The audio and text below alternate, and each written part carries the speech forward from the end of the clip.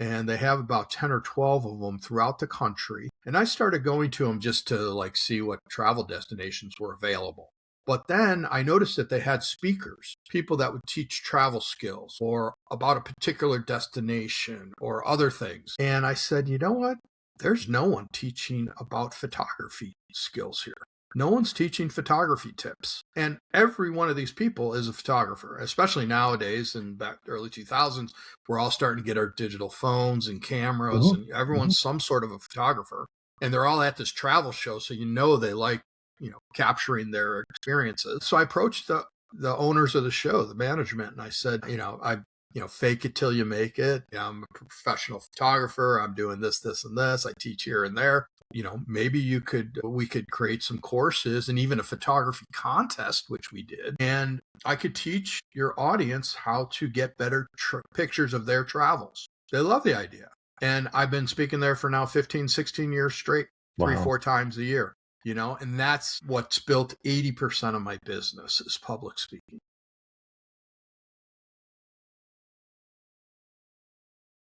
Most people wait too long to create the life they want. Ralph Velasco spent years moving between restaurants, real estate, and Fortune 500 jobs before turning travel, photography, and teaching into an 18-year business built on freedom. If you've wondered how to turn a passion for travel into income, this talk shares Ralph's steps from teenage study trips and a 1988 round-the-world ticket to spotting the digital photography boom early. Ralph built his business by teaching beginners, proving demand through classes, and using travel shows to secure speaking gigs that fueled 80% of his income. He explains the rise of digital cameras and the importance of public speaking. He describes adapting during COVID by launching a YouTube channel, writing books, and staying visible as his industry vanished. Ralph introduces ideas such as shot lists, mindful travel, and travel bathing,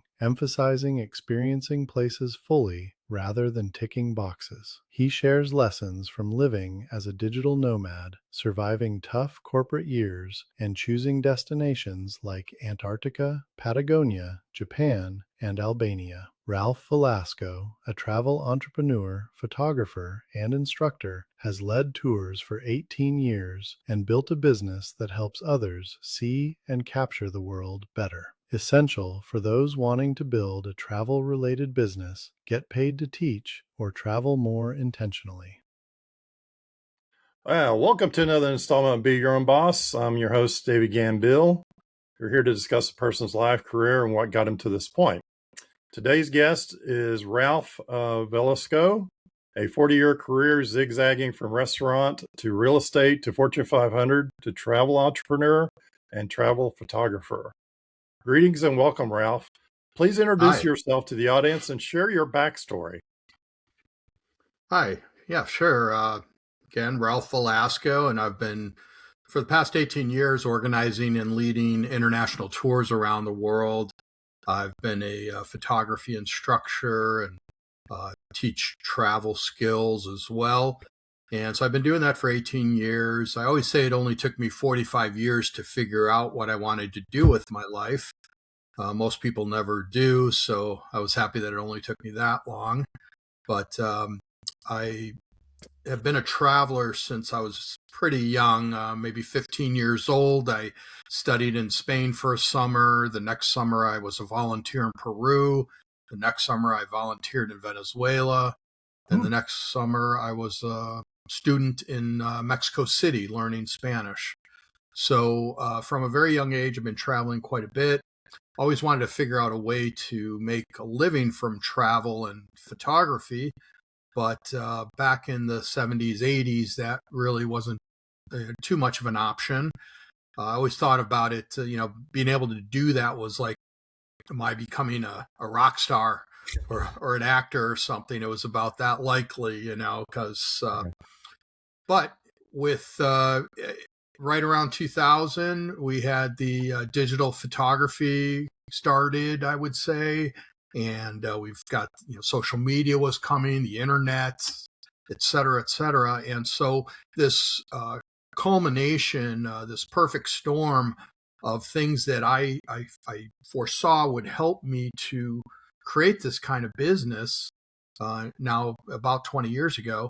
That all came together. And so I was able to create this business from scratch. And here we are 18 years later. Well, let's go back to your travels when you were younger. What situation gave you that opportunity? What was your conditions then? My parents were very open to my traveling at a young age. I went with my high school, and these were trips that were offered by my high school, the Spain and the Peru trips. Yeah. And so they were very inexpensive, and they were incredible opportunities. So this would have been 79 and 1980, two summers. And so good time to travel. And but that was, like I said, before all this other social media and the internet and stuff like that. But my parents were very open to letting me travel at a young age. I had that curiosity. I still do. So that was a huge thing. Very lucky. Yeah. Now, did you go to college after that? What was your educational track looking like as you're doing all this?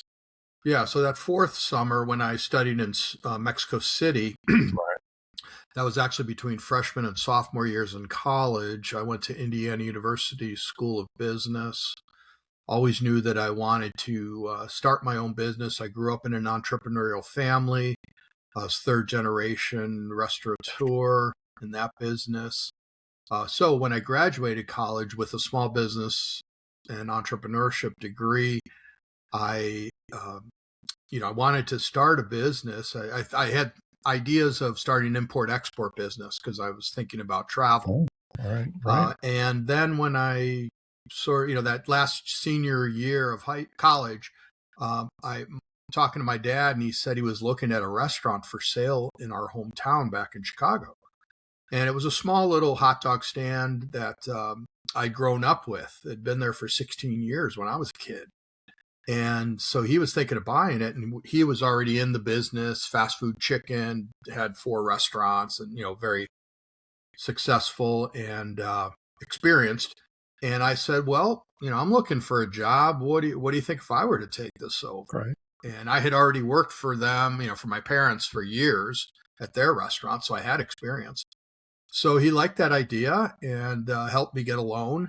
And I ran that business for a couple of years and ended up selling it and bought a round the world ticket. And I said, before I do anything else, I'm going to buy a round the world ticket and travel. And in 1988, I traveled around the world for 5 months by myself. And as you can imagine, one of the great experiences of my life, again, before the internet and all this online information. So, this is old school, calling away for brochures and who knows what else, actually going to travel agencies for information. Where are they now? So that was quite something. Yeah, very different. Yeah, different world. So, you said around the world. So where did you go? Yeah, so started out, of course, in Chicago, went to the West Coast, LA, Hawaii, New Zealand, Fiji, Australia, went up to Hong Kong, China, Bangkok, and then throughout Europe. And that was about 5 months in 1988. Yeah. So did you, I guess, a couple of days in each? Or, how did you kind of parcel it?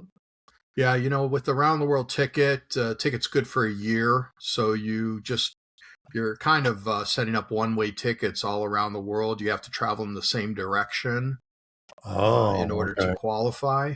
And so I did that. And a ticket was about, I remember distinctly, $2,400 back in 1988. And I look at that ticket not too long ago, and it was about the same price, like 30, 40 years later, which is really hard to believe. They still offer those? They still offer those? Yeah, you can still get them. I didn't know that. That's probably something I didn't even know that existed. So interesting. Oh yeah. Huh. Yeah, and you can. I could have added like South America as another segment for I think $600, and that would allow me to travel through South America and then continue on.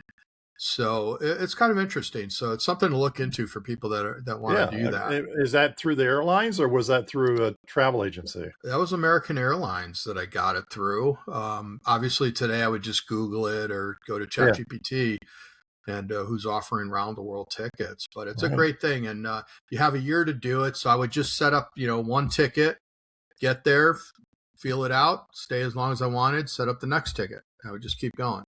I just had to keep going west, Got it. and Got it. yeah, and then finished up back in the U.S. So that was pretty special for a 24-year-old, 5 months on his own throughout traveling around the world. After 5 months, what was the inspirations after all that? I mean, was there any events or things that kind of shocked you, saying, "Oh, maybe I should do that"? Or Well, yeah, I came back. I always had a job at my parents' restaurant. So that was really nice. A summer job, yeah, So every time I would come home from school or a trip like this, I had a job, which was very, very nice. So I did that for a little while. And then, like I said, I wanted to get into the import export business. That was a few years before that in college. Now I'm 24, 25 years old, and I'm still thinking about that. So I found a book on import export. Read it, looked in the back, read the person's bio, and they had gone to the school in Mexico City called United States International University.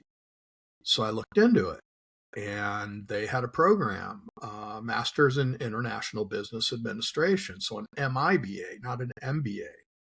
So I'm like, I'd been in my own business, I traveled, didn't take a traditional route yeah, of, getting a job and corporate and all that stuff. So I'm like, maybe getting an MBA would help me catch up with my cohorts, my other right. students, people around my age. And so and I said, what better place to get an international degree than internationally? So I found the school. It was the only internationally recognized degree in all of Latin America at the time, I believe. And so I went to school there, ended up going there for about 9 months in Mexico City, living down there. But I almost got kidnapped. And this was 1993, 94. Mm-hmm. And long story there, but let's just say that I decided I wanted to leave after the next semester. So I finished up that semester down there and continued at the San Diego campus of the same school. So finished up my degree, moved to San Diego lived there for 5 years. I'd been in Southern California before. So, I mean, that was probably a shocker. I mean, not to go into, did that turn you off to international, or just that you're more aware of your surroundings in international settings? Yeah, no, I was more aware. It didn't turn me off. Did turn me off to Mexico for a while. And I've got a very close affinity to Mexico. My family's from there. Like I said, I lived there, going to school. But yeah, I was turned off to it for a while. But I love Mexico. It's a great country. It was unfortunate what happened. But yeah, I'd moved on and ended up kind of getting that MIBA. Got that. You had mentioned that I had worked for a Fortune 500 company. So in getting that degree, that allowed me to get this job with a public company called Comdisco that was based in Chicago, but had a location in San Diego. And so I got a job with them. Worst 3 years of my life, the most money I ever made, but I just hated it. Yeah, I hated the corporate life, the politics, all that stuff. So, that was something that I learned, very important. And then I ended up moving back to Chicago, started my second restaurant. And that was around 2001 to 4. That's when this idea of digital photography started to present itself. And I saw this opportunity to create tours where people would pay me to teach them how to use these new digital devices. because no Even the one knew how video to use them. recorders or just the cameras? I mean, The cameras, yeah. The little 1 megapixel camera oh, that those, came out yes, at first. Yeah, yes, remember? Way yeah, back when, little point and shoots and stuff, but no one knew how to use them. I didn't. So yeah. I just had to keep a chapter ahead of people that I was teaching. And, I saw that opportunity and I said, I bet people would pay me to teach them how to use these new digital devices. One thing that I think would be interesting for your audience is an idea that I came up with was to start teaching at the local community college. I was living in Southern California, city of Newport Beach, city of Orange, all these different. I started Saddleback College, University of Mm-hmm. Irvine, California Extension Program, all these adult education programs where I didn't need a teaching degree. And I could start to build my skills of public speaking and teaching. And also, teaching is the best way to learn. Yeah. But also, it helped me to build my following, even if it was just 2-3 people at a time. Because, these adult education classes, I might have 3 people in the class. Really? But, yeah, and there were 1 or 2 session type of classes. But I went to every one of them, no matter how many people signed up. I was there because I never knew who I would meet. That I've still got people on my email list from 18 years ago. Yeah, from back then. So it really helped me build my business. So if you're building a business and you've got something where you can maybe create an adult education class or course around, this will help to prove your concept, so that, hey, there's an audience for this thing, or there's not, because no one's registering for this class. Right. It'll, teach you about being, having a public face, public speaking, things like that. Start to build your list, make your mistakes with smaller number of people. And that's what built my business. Absolutely. And then to expand on that, I started speaking at the Travel and Adventure shows, which is a series of travel shows here in the U.S. And they have about 10 or 12 of them throughout the country. And I started going to them just to see what travel destinations were available. But then I noticed that they had speakers, people that would teach travel skills or about a particular destination or other things. And I said, you know what? There's no one teaching about photography skills here. No one's teaching photography tips.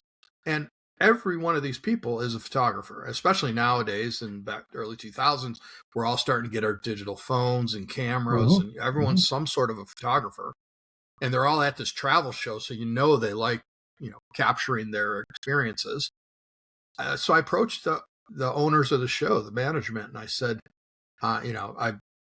fake it till you make it. I am a professional photographer. I'm doing this, and this. I teach here and there. Maybe we could create some courses and even a photography contest, which we did. And I could teach your audience how to get better pictures of their travels. They love the idea. And I've been speaking there for now 15, 16 years straight, 3-4 times a year. And that's what's built 80% of my business is public speaking. That's the, getting in front of people is always the key thing. And podcasts. Here we are on a podcast. And you just don't know where this leads to. So, I mean, where are you? Are you still in California now? Or are you back in Chicago? I'm in Chicago. I was in California for a total of 15 years. I was traveling so much on the road 8 or 9 months of the year because I was building an international travel business where I was organizing and leading every tour. So I'm on every trip. Wow. Scouting destinations. So I have to go to a place and scout it out first. So that's 2-3 weeks. So I'm on the road 8-9 months out of the year, and I'm paying rent in Corona del Mar, California, one of the most expensive zip codes in the world. And I'm there 3 months out of the year. So I finally said, this is silly. I minimized, I I was one of the original digital nomads, I guess, 15 years ago, where I just got rid of 90% of my stuff, put the rest in my mom's basement, and I lived on the road. And so it worked out great for me. And I still do that. Although I'm now on the retirement edge, I'm on the back end of, instead of doing 10 or 12 trips a year that I organize and lead, I'm doing 2 or 3. Gotcha. Plus, I'm organizing other people's individual travel, small groups, families, where they can go on their dates with their own people, and I don't have to be there on the trip, but I still have all those contacts and connections and experience of putting a great trip together for someone. Gotcha. My trips have all 5-star reviews, 100% 5-star reviews over 18 years. So how did you mentioned about teaching? So that was still before social media kind of kicked in. So absolutely, how did you pivot when that happened, and how did you treat it when it first came out, and what have you learned? I guess it's a little bit more than one question, but yeah. So when I had my second restaurant in Chicago from 2001 to 2004. That's when I had this idea that I could create these walking tours, and at the time they were I bet I could create 3 2-hour walking tours here in downtown Chicago, where people would pay me $50-$100 to walk them to beautiful spots and show them how to use their cameras, what to point the camera at, how to get great exposures, that kind of thing, right? I ended up deciding that Chicago was probably not the best place to start this business because the weather, in the winter, you're probably shut down most likely, although there's great photo opportunities in winter as well. But so I said, you know what, California, I wanted to get back out there. I figured that would be a place I could do this, all year. And it really ended up being that. And plus you've got the desert, the ocean, Mexico, mountains, everything to photograph. So it's absolutely a wonderful place. And then, so I moved out there 2005. And around that 2005, 2009 is probably when, Facebook and those things started to come about, Twitter. Right. And I started learning those things, how to create a website and all that stuff. And, here we are 18 years later, I guess. Yeah. I mean, were you just individually taking it one at a time, like Facebook? I forget what it was all back then. Instagram. Yeah, exactly. Twitter and all those. YouTube is, it just YouTube I got onto later. I started a YouTube channel in 2020 during COVID. Yeah. As you can imagine, COVID just shut down my business for 2 years. Zero. Yeah. What did you do to kind of keep yourself busy during that time? Yeah. Well, I started a YouTube channel. I wrote a couple books. I did a lot of stuff, a lot of little projects, tried to keep in front of my clients on social media. Used to have monthly Zoom calls. Everyone was doing Zoom calls. Yeah. And that was fun. Just keep in front of my people because they weren't traveling. No one could leave their house, let alone go on a trip. Then after the 2 years or year and a half or so of shutdown, now people are making up for trips that were canceled during that year and a half. So they've already got trips for the next year and a half, right? Right. So it blended into like almost 3 years. And so that's travel. That's when I started the YouTube channel.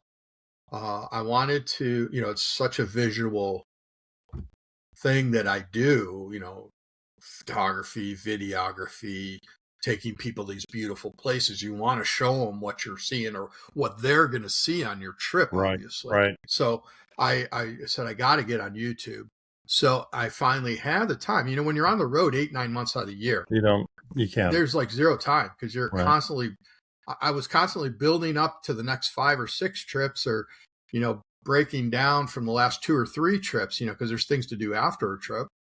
So I never had time to do those things. So actually, COVID was I had been on a treadmill for 12 or 13 years at that point, just hitting it hard. didn't even realize how many plates I had in the air, how many balls I had in the air, Yeah. until it stopped. And then I'm like, holy crap, how did I keep all that going? Now what am I going to do with my time? And so that's when I started to do these other things. Again, so I ended up, I was dating a girl from the Republic of Georgia back in 2019. And so COVID hit 2020. And I knew I was going to lose her if I didn't, see her, because we hadn't seen each other for 9 months or something already. Right, COVID was right. hitting. So I started looking in, where maybe I can meet her somewhere in the world, but people weren't allowed to travel much at all. So I found out that Turkey was the only country that would have us both. Turkey Wow. would let me fly there from here and let her fly from Georgia, which is right next door. And so we met in Turkey in September of 2020 Mm-hmm. and ended up staying for 2 months. And she helped me start the YouTube channel. She was very helpful in that. Unfortunately, we broke up because of, the COVID and the distance and everything. But, that was a really great thing. And I was very happy to get that started. I'm kind of happy I've let the channel kind of go. It's a lot of work. And I was paying editors and a channel manager and people to do it right. I wanted to do it right, not just half-ass it. Like, I've done a lot of things. You try to figure it out yourself. You're going to save money, and you end up, screwing it up, or I do. So I said, I'm going to spend the money, and I'm going to get the right people to help me, and it worked. But I ended up letting it go. But I hope that answered your question. No. That's a good point, because it's some folks think that they can do the YouTubing by themselves. There's a lot of young kids that are, haven't been outside of YouTube, right? They know that's all they know. Yeah, exactly. And they're so into this TikTok and all these short video type of setups. Is that, I mean, with that downtime, be interesting. What type of books did you write during your account? Yeah. So, I had an app. I created an app back in 2010. I was just looking it up the other day, and back in 2010, there was something like 300,000 apps in the App Store. And now there's just tens of billions, Yeah. I think it's close to a billion now. So if not, yeah. And so I created this app with a developer. So I had a developer partner. I had the idea. I wanted to. So there's this idea in photography called a shot list. And it's a list of the kinds of shots that you should have, or that you should be after when you're on a trip. And I always say that as a travel photographer, we need to be a jack of all genres and master of some. When I say genre, I mean landscape, people photography, architecture, interior, night scenes. But, a lot of photographers specialize. They're an architecture photographer. They're a people portrait photographer, right, etc. Travel photographers, you have to be pretty good at a lot of things to tell that story. And so I created an app that helped you to track that. It had 52 categories of a shot list, different genres of types of shots that you should be on the lookout for to create a well-rounded set of images to show your friends and family or do whatever with. So that's what I created the app around. Then it got updated out of the App Store, and it was going to be too much money to hire someone to bring it back up to speed. So I took it down and I created an ebook out of it. So I repurposed that content into an ebook. So that's one book that I wrote. More recently, I wrote one called Bucket Lists for Travel, Places to Go Before Your Knees Give Out. That's a fun one. That's a book that I wanted to write for a long time. It's a book that I wanted to buy. I wanted to tick off the places that I'd been to, the experiences I've had, the foods I've eaten, the places I've gone. I also think it's a nice record for your family. Later on, people after you, oh, this is where that person went and did and what they saw and etc. It also has interesting, fun facts, travel tips, things inside. It's a workbook. You write, you can journal in it. There's inspirational quotes, adult coloring pages, which is a big thing now. Yeah. With your coloring pencils and stuff. Yeah. So I pictured people using it on an airplane or in a bus station when they just want to, go offline, and still being able to be involved with travel. So I wrote that book. I've got one called 60 Affirmations for Travel. I've got one called Travel Activity Book for Adults. Right. And that's 60,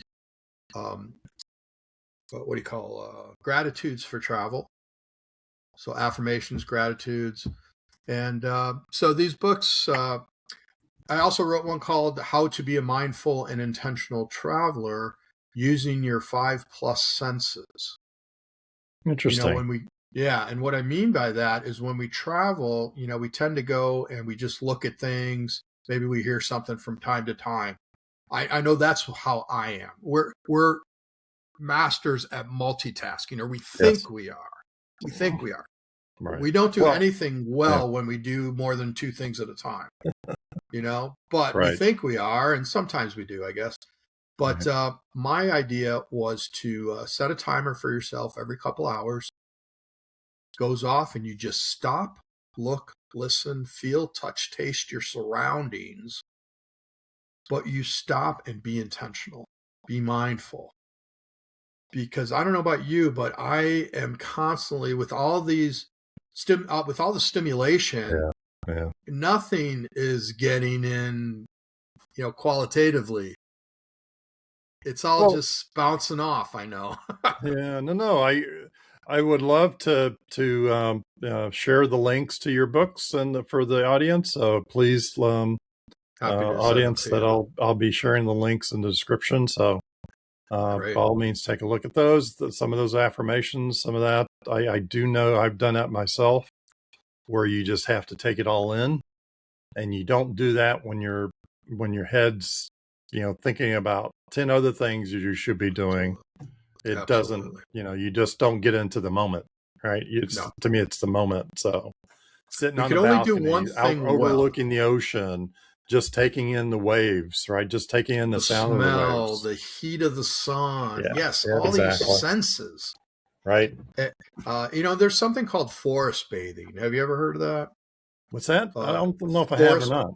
Yeah, forest bathing. And I believe it's a Japanese technique, or came from Japan. But it's a little woo-woo, but, it's like, get out into the forest, take your shoes off, get in the backyard, get your feet in the grass, feel the dirt. Just soak in nature. Right. And that's what I'm saying, but with travel. I wanted to create a concept called travel bathing, where, you go and you just stick your hands on those walls of that 12th century fortress, and you think about the people who built it. Right. And, the history of that, or what went into this food on my plate. I'm notorious for, I've got my earpods in, listening to a podcast, I'm watching TV, and I'm eating lunch, and I'm not doing anything well. Exactly. I mean, for business, I don't know, as a business traveler, it was interesting to say that I never ventured outside the hotel, even though it was like in Seattle or some city, cool places, London, or wherever it was at, and not absorb the too much into the actual business I'm in, rather than actually into the, hey, I got an opportunity to be in London, I got an opportunity to be in Scotland, and not take in that atmosphere, the history, right? You miss out on tons of what a specific location is.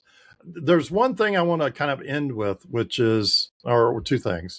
One is, over the different travels you've had, I'm assuming you've gone back to certain locations. Oh yeah. Over time. Have you seen differences of how travel has impacted nativism, as far as Has there been a lot more influence, and have you seen that change over time? Yeah, I really have. Like I said, I've been traveling for about 45 years now, but even over the last 18 that I've been traveling hardcore like this, I've seen quite a few changes. Obviously, again, social media, internet has changed everything. I like to think mostly for the better, probably is. I mean, I love the internet and all the information. I live on YouTube. I want to do anything. I can Same learn how here. to do it on Yep. YouTube. It is Right. so cool.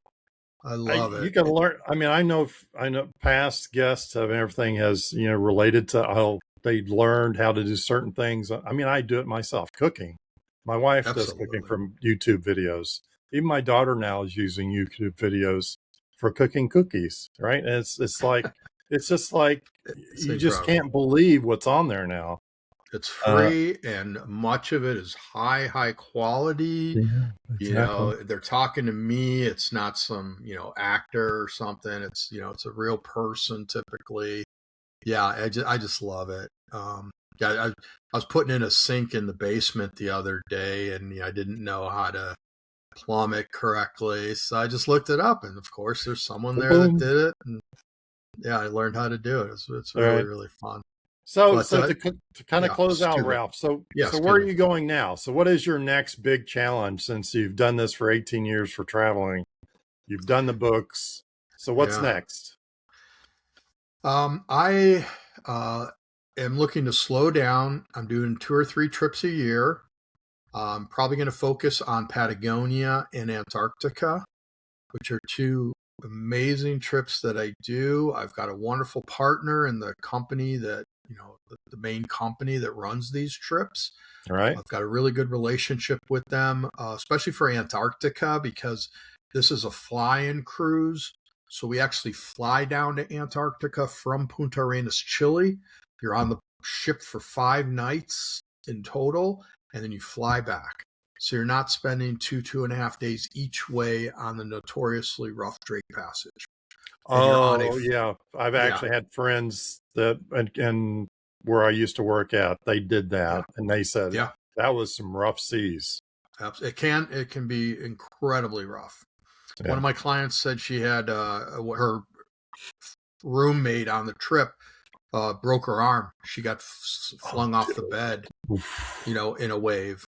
One of the guys he was on my last trip. He was one of my clients. It was his second attempt to get to Antarctica because on his first trip, someone died on the ship going down because he must have been walking through the hallway of the ship, And then and it, I think it he went got straight. slammed. He got slammed or up or down Yep. against the side of the ship. Yep, got a head injury and died. So they had to Yeah. cancel the trip. Yeah. So we fly down in less than 2 hours. You spend 5 nights on a 5-star ship, unbelievable, and it's absolutely incredible. So I'm going to start concentrating on those types of trips, and also, like I said, organizing trips for people that want to go to places like Spain or Romania, India, Copper Canyon, Mexico, just about anywhere that I have contacts. Gotcha. Anything, and I know we've been always eyeing the Eastern, like Japan and China. Do you do those anymore, or is that? I do Japan. Yep, Japan is a really interesting place. I've got great contacts there. That's a place I'd like to explore more myself. People ask me, where do you want to go to next? Japan is very high on the list. I've been to Tokyo, but not elsewhere. I'm heading to Albania. That's a plan for September. Kind of a off the beaten path place, but right Right. in the middle of Europe that people haven't even heard of this country, and it's right there by Greece, Yep. Italy. Yeah. It's right there. Yeah, Unbelievable. Well, I'm I excited. appreciate your time, Ralph, and I thanks for joining us today. And like I said, all your information I'll put in the comments for people to Appreciate it. contact you, and have an enjoyable travel for everybody. So Appreciate it. Thanks for appreciate it. having me on. Thanks a lot. Thanks. All right. Take Take care. care. Bye bye.